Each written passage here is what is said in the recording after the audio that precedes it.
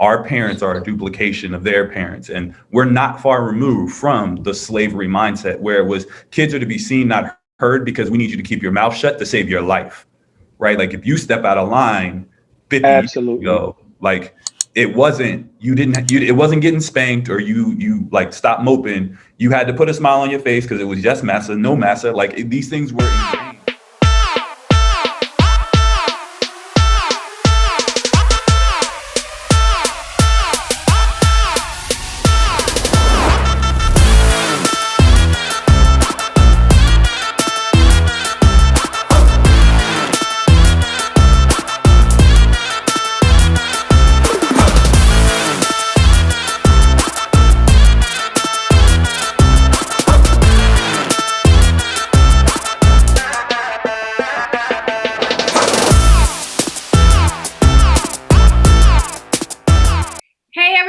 Welcome back to Inspiring Beauty and Believers. I am Song, and we are back with For the Love of Men. And I got a whole lot of men today. So I'm excited to have this conversation.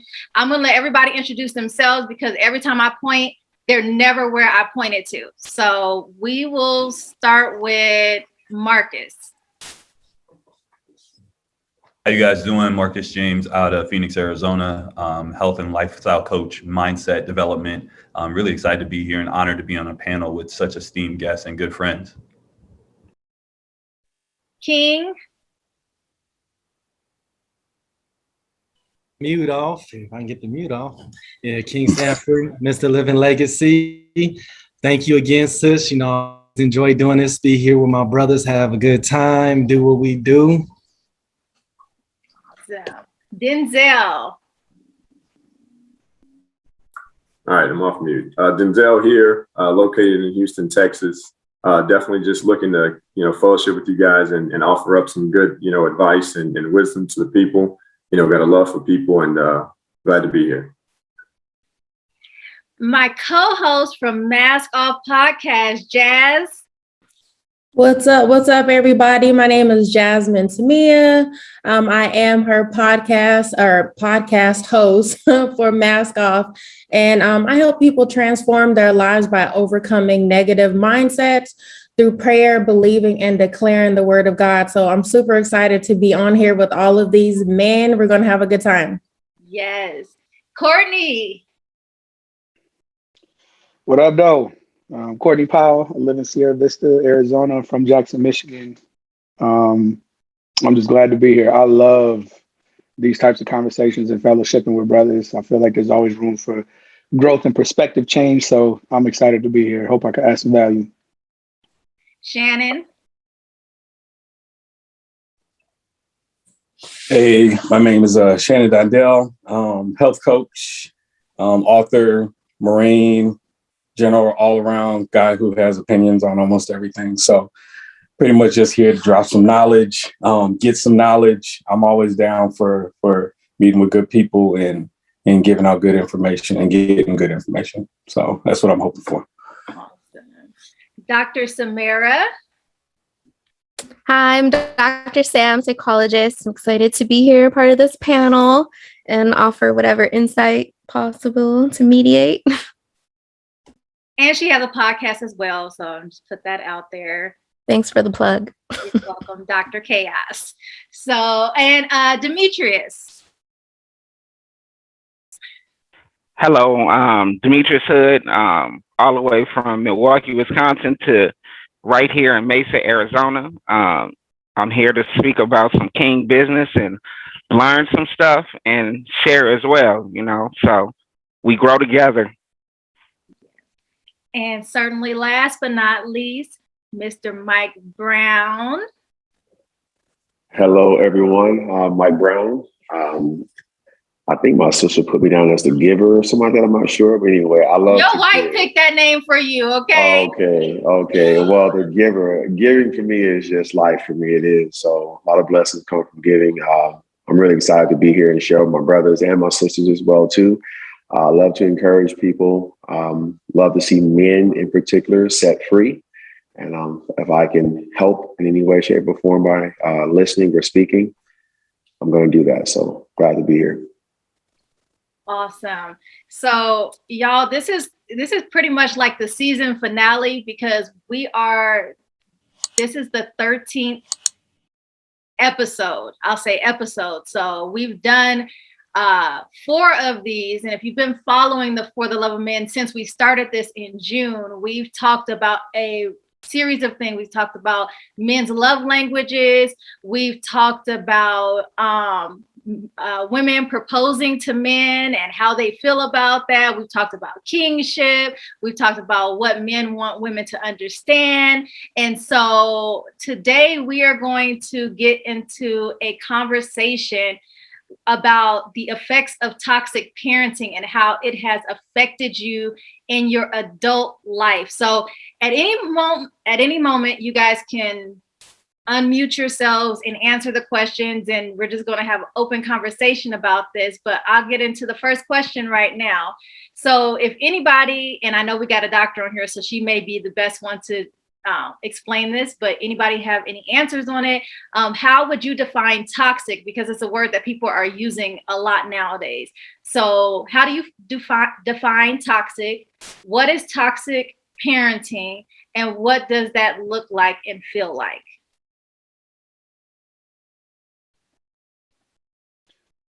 I believe it's a very relative term. So I would like to hear the doc's definition and maybe level set everybody's left-right limits of understanding the words so that our responses are in line. Because otherwise we might be all over the place. Like, well, this would it mean to me because I don't like the way they put peanut butter on my sandwich, and we're going to have a chaos. You know what I'm saying? So maybe let her level set the expectation of how we're speaking about it. I think that'd be dope. So toxic is like the new buzzword of the last, I don't know, year and a half all over Instagram and social media. And they're, like you said, calling something as simple as, I don't like how you put peanut butter on my sandwich, is toxic, right? But really what toxic is behaviors that we do to ourselves and we do to other people that internally cause damage, whether or not we recognize it or not on a conscious or unconscious level. So that could look like, parents that'll say, don't cry. Well, why? Like, if crying is an emotion and that's how you feel, then why are we not crying, right? And if we think about the movie Inside Out, which I think was a great movie representation of feelings, and I encourage adults to watch it as well.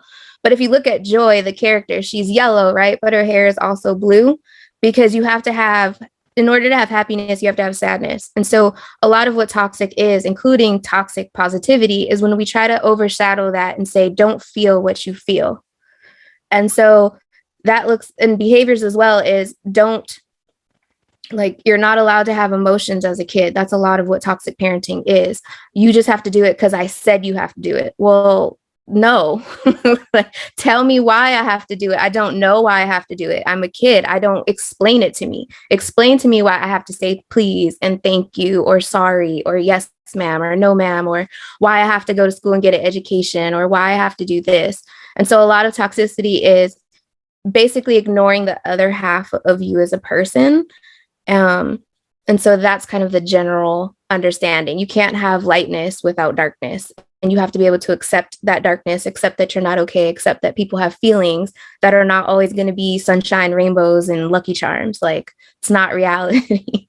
And you can't pray it away either, because that's also a big part of toxic parenting, at least in the Christian realm of, well, if you just pray, you'll be okay. No, like, you also have to feel and work through it. That's dope. So I'll take that and run with it real quick, because if I go last, I'll go too long. So I'll go first and make sure I give myself a pretty decent time limit. So an example of that from me growing up is I wasn't allowed to ever be upset. So my mom would say something, check me, like ridiculously check me, and then be like, I know you ain't got no attitude. Like, dog, how can I not have an attitude? Like, did you hear what you just said to me? Like, let another adult say to you what you just said to me, and then let them tell you you're not allowed to be upset about it. You know what I'm saying? And so we definitely learn to kind of bury our emotions. And I think, there's several different reasons, I think, why many of us were raised that way. My my grandmother's from Mississippi. My grandmother was a sharecropper. My grandmother's grandmother was a slave. So we're not too far removed from a very, very toxic style of parenting and child rearing. But I just remember being very frustrated. Obviously, I'm very expressive. I'm very extroverted. So not being able to express, even on my face, the emotion that I was upset. Like, don't be moping around my house. Like, doggone, like, okay, I love getting in trouble. Like, what am I supposed to do? Where's the freedom to just work my way through what I'm feeling? You know what I'm saying? So that's an example of it for me. I think as an adult, it's something that I've purposely given conscious effort to doing the opposite of with my children, and not so much to where they can just be carte blanche, but I do make a point to talk to them through their emotion. Why do you feel the way that you feel? It's visible that you're upset. Would you like to talk about it? If you don't want to talk about it, you don't have to. You know what I'm saying? But I would like to bring this up later when you do feel better, so that we can actually talk about why you felt the way you felt, and so Daddy can explain why he said what he said. And if I was wrong in something, I'll apologize for being wrong. I need them to know that I also make mistakes, and that I'm learning to be a parent just the same way that they're learning to be a child. Right. I want to interject too. Toxic parenting is not also knowing when to apologize, because they're not always in the right, regardless of being the adult or the parent. All right. And I want to add on what Courtney said, in line, but a little bit slight different. I was always growing up and watching with me, my cousins and everybody. Children are to be seen and not heard. See, how's it that I could say that and everybody could finish it unless this is something that was given, you know what I'm saying, to us. So coming from my sister per se, so she knows. But the problem that I had with it was that there were times we needed to speak up, because when I started finding out as I got older, just recently before my grandma passed away, so like within the last year and a half, I found out she was molested. Never talked about it because she was supposed to be seen and not heard. And then you start hearing about it, and I know Shawnee's very transparent, but she came to me one time and it wasn't a seen, not heard situation. And she told me like, yo, this is going on. So I said, oh, bet. I'm about to go rectify this situation. So, you know what I'm saying? It's like, you can't correct it if the situation is not been told to you or brought to you. You know what I'm saying? So I make sure, like with parenting my children, to speak up. And it's oftentimes that my wonderful nephew, Jeremiah, Shawnee's son, Song's son, he's very blunt. And some people are like, oh, Jeremiah, how you should be the president. You're so smart. He said it's a waste of time. And he'll walk off. Like, you know what I'm saying? But he has the freedom to express himself. He like, man, this country's done. You know what I'm saying? But that's the way we're raising our kids to have them. I love Jeremiah. He's straight cut, dry, no emotion, yo. Love it. But like with my daughters, and I let them know, not only is it not okay for somebody to touch you in these private areas, but it's also not okay for them to touch you in private places not private, like your hair. You just can't walk up and touch, oh, your hair is beautiful. Like, man, women do not like that. So let me tell you, like, this bubble that I teach them, like, make sure that people respect it in all aspects and make sure you voice your opinion. Love that. And to your original question, like, I had to define toxic because we hear it used, but what I've learned and noticed is that we use things out of context all the time. And so I went back and I was like, what's the definition of toxic? Like, what's the simple? And it was like very harmful or unpleasant in a persuasive or insidious way. And so then when I rolled it into toxic parenting, Courtney actually touched on it, and it really resonates with me because I've been looking back and having conversations with my grandparents.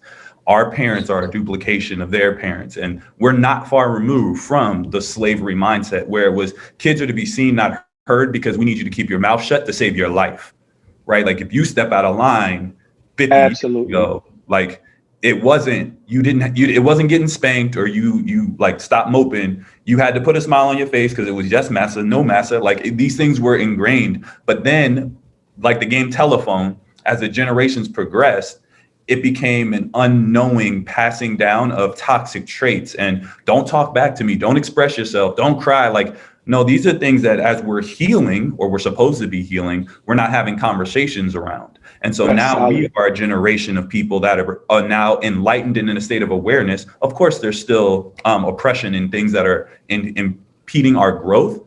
But now we look at people now like having conversations with their children. Yeah, I don't even have kids. And I believe that you are allowed to spank your child, right? Like, I believe it. Now, do you have to whoop their tail like some of our parents may have done? No, not necessarily, right? Like, but there's ways that you can now create awareness. And I look at my close friends that are parents, and if they have to go to that level of discipline, they're doing it controlled, as opposed to paying forward the hurt that they never got to express, the pain that they never got to work through. Because I mean, I remember my pops whipping my tail one time, and I'm like, bruh, I got a C. Like, you didn't even graduate. Like, what you mean? Like, what? But as I talked to my grandparents and we started to see that this level of pain and hurt was just being duplicated, toxic parenting was a byproduct of people not doing the work on themselves to go, wait, I didn't even like how this felt then. Why would I give that to my child now? Right. And I like, if I can, I'll jump in really quickly. And, you know, I also defined it, and I didn't necessarily go to Webster. I tried to make it relate directly to myself. You know, I like to believe my mother was perfect, and but I understand that, you know, things weren't ideal. And so not just looking at what toxic is, I was like, what does it do?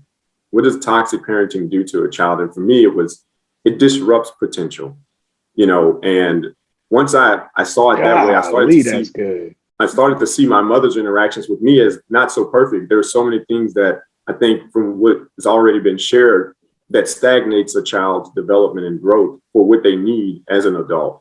And so one thing that I thought about is, you know, I had to be an adult very young, you know, and some of maybe unintentional, you know, things that were placed on me would be considered toxic when you put it into this category. You know, a child should have an opportunity to be a child so that they can explore, experience certain things, so that when they're an adult, they're not having to take those steps back when they should be moving forward. Right. And so I think when, again, evaluating all those points together, at the end of the day, toxic parenting disrupts a child's potential to truly step into their adulthood.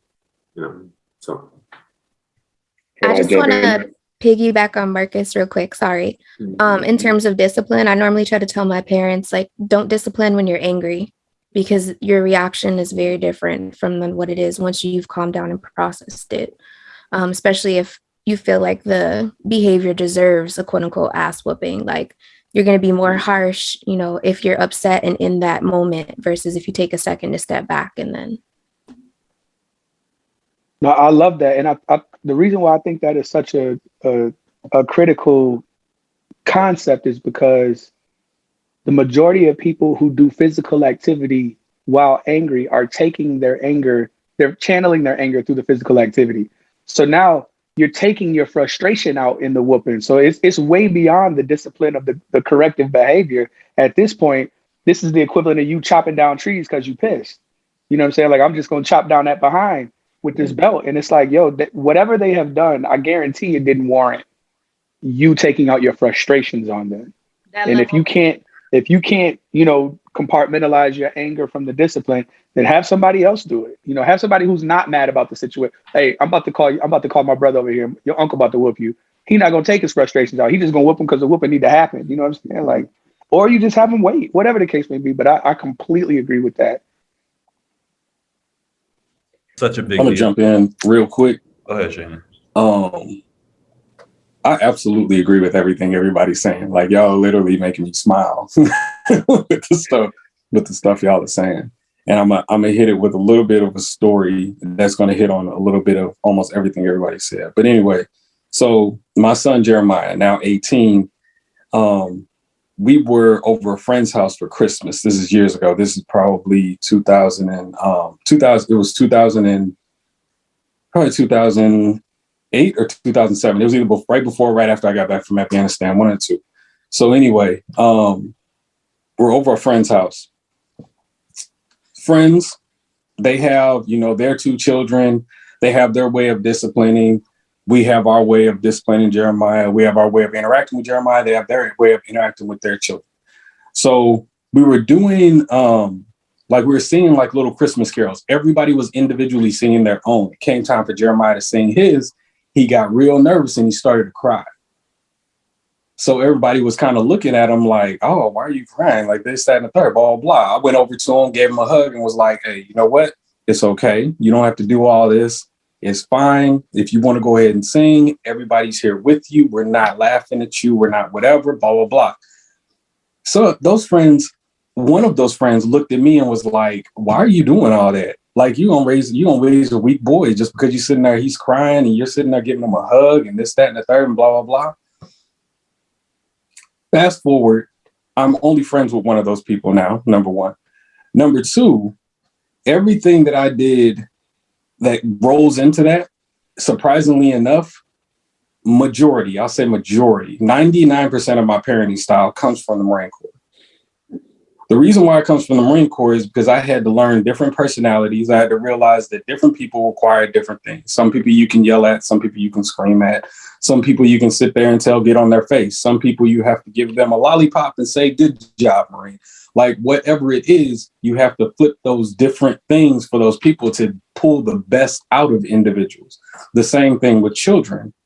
Rolling back again, thinking about my childhood was not horrible. Other people's around me had exactly the same as everybody else's childhood, which was smack a kid, I'm gonna give you something to cry about. You know, if you start crying, you're sitting there doing the most as it deals with being a parent and trying to show that you have full control of your child. Not necessarily that they're disciplined, but you have full control of your children or your family. So you're doing some of these toxic things that people have been doing for years. All of those things made me start ask the questions, if this person is doing this and all these other people are doing this and all these people in our community are doing this, why are we doing this? And just like Marcus said, majority of I'll say a good amount. I won't say majority because I haven't done a statistical study. A good amount of the things that we are doing are done because back in slavery times, people were sitting there, you have to say, yes, ma'am, no, ma'am, yes, sir, no, sir, you have to do this, that, and the third. That's what's seen as respectful. And if you're not being respectful, what happens after that? You get the switch. You say something else, you get the switch again. You know, so that whole toxic parenting, everything that rolls into toxic parenting for me is those things that you're doing just because somebody before you did it. And that's the only way you know. So you're spilling that sewage out onto your children and they get to spill it out on their children. Or it's just something that happened to you sometime in your life where you're sitting there saying, you know what, this happened to me. I'm going to deal with it. I'm going to be okay. You never went to go get counseling. You never got help for it. You never got it fixed. So once again, now you're spilling that sewage out on your children and all the people around you. So, yeah, I'm loving the convo today. Can I jump in? Can you guys hear me okay? Yeah, go ahead, Mike. You're good. Yeah, I you're good. forgot I was muted. Go ahead. Okay. Well, toxic, I looked at the word and the one word that came out to me, that stood out to me was poisonous. Poison, to my knowledge, it destroys, it burns, it hurts. And so growing up in a household where the father is not exemplifying love to his kids or to his wife, first and foremost to his wife, and then to his children, I believe that can be very toxic for a child, be it a boy or a girl. In my case, a young man, a little boy growing up and seeing a father being very abusive towards, my mother. I never thought about where did this start? And I was about maybe 22 or 23 years old when I decided to go to counseling for this. And in the counseling session, I call it the golden question. The counselor asked, do you know how your father's relationship was with his mother and his father? And I said, no, I never thought about that. I really didn't care, but my mother, she came to a session with me and she answered the question. She said, well, his parents were very abusive towards him. So this was a man that wasn't loved. Not justifying him, how he treated my mother or me, but he never was loved by his dad. So he didn't know how to love. And so for the first time ever in my life, I had pity for my father. I felt bad for him. And actually at that particular time, my father was much older than me. And even though I was in a tremendous amount of pain that led me to the counselor, my father had been living with this all of his life. So he had been struggling and suffering way longer than what I did. So that was a very toxic scene. So me leaving the house as an adult, a young man as an adult, going out into the world, trying to find love, that I wanted to get from my father. You know, I didn't know how to find that love. I didn't know how to draw boundaries in the sand and say, hey, no, I'm not going to take this from you. I just took whatever came my way. But it's very toxic, I believe, to grow up in a household where true love is not being exemplified. And that true love that I'm speaking of, because we all have our different definition of love, but the love of Christ, the love of God. How does the Bible, how does God, define love, and seeing that exemplified in your house? And there's millions of children that are growing up in households where love is not, you spare the rod, you spoil the child. You know, we discipline our kids for a reason, but then there are people who are just literally beating their kids, because they're angry, they're upset. They're not disciplining their kids based on the word of God and what the word says about love. So, toxic for me, when the first thing comes to mind is just having a father in the household that is not exemplifying love. That could cause a lot of pain, a lot of torturous type pain on a young man or a young girl. But just having a father in the house that loves, exemplifies that love of Christ, it could be a game changer for a lot of people today, just overall period. Yeah. I definitely agree with all of that. Because a lot of times, like all of you said, if we're not changing the mindset of how we're disciplining our children and allowing them to have emotions, and they grow up and they are internalizing, especially with men, when a lot of men, when they were little boys, they were told they couldn't show emotions and don't cry because boys don't cry, boys don't do this, boys don't do that. And then they grow up and all of those emotions just turn into anger and frustration. And because in the Black community, we were told we don't go to counseling. We don't tell them, what happens in this household stays in this household. We don't share that information with nobody. So then we don't actually look for help from a professional. We end up turning to self-medicating to deal with those issues, which actually don't help the situation at all. It makes it worse. And then we continue to pass on those cycles of toxicness to our children until somebody realizes that's not what we're supposed to be doing. So good answer. Did anybody else have anything on that?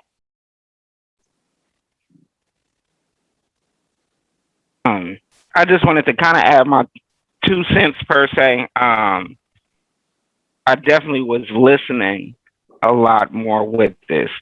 Kind of just to give a background in my current season, in my current situation. I have 4 children, 18, 14, or no, he's 15, 10. Yo, it's hard. I don't even remember how. Dude, you know what I'm saying? You got kids. I got kids, right? And they okay, check this out. They range from 6 to 18. There you go. And for the past year, they've been with me with very limited interaction, help from my wife's mother, their mother. So this toxic thing and relationships with the kids is very real. They've with her just kind of just leaving, every single one of them have had their own emotions and things going on.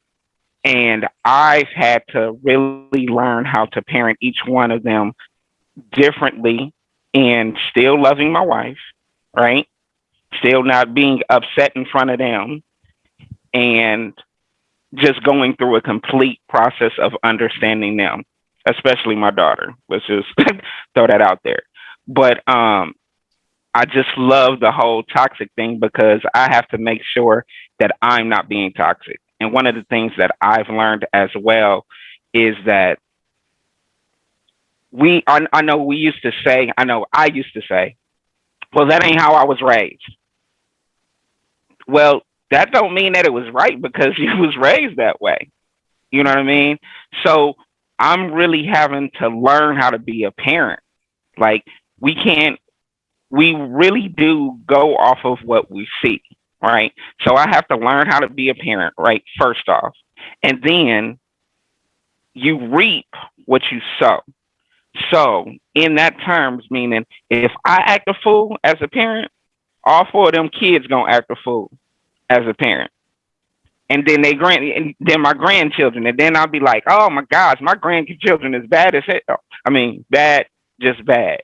But that could be because of a seed that I sowed in my children. So I have to learn this. So this is the reason that we have this conversation right now. This is the reason why we have this forum, is to learn and to grow.